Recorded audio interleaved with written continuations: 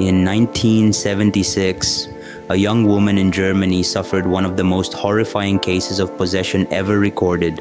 Her name was Anneliese Michel.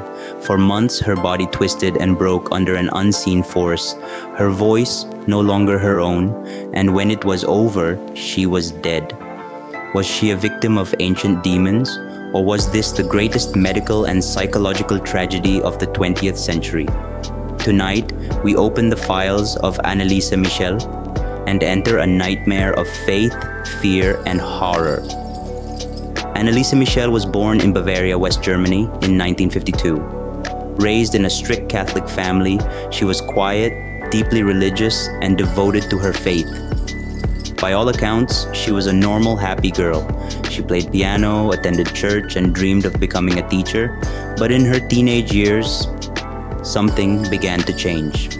At 16, Anneliese suddenly collapsed at school. Doctors diagnosed her with epilepsy. For years, she was treated with medication, but the medicine did nothing to stop the darkness that had begun creeping into her life. Anneliese began seeing faces, dark, twisted figures watching her. She heard voices whispering in her head, "You are damned, you will burn in hell." At night, she woke paralyzed, her body pressed down by an invisible force.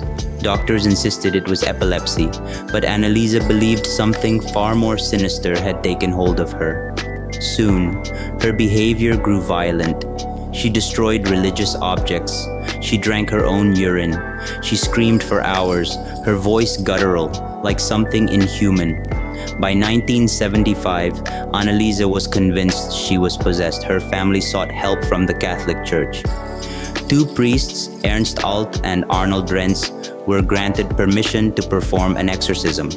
What followed was 67 exorcism sessions over 10 months, and the recordings now are terrifying. The tapes reveal her voice changing, shifting between personalities. She claimed to be possessed by demons, including Lucifer himself, Judas Iscariot, even Hitler. Her body twisted unnaturally. She tore flesh from her arms. She screamed for days without rest. On July 1st, 1976, Anneliese Michel was found dead. She was just 23 years old. Her body weighed only 68 pounds. Knees broken from constant prayer, skin bruised and torn. The official cause of death, malnutrition and dehydration. But her family believed the demons had taken her. The case of Anneliese Michel went to court. The priests and her parents were charged with negligent homicide.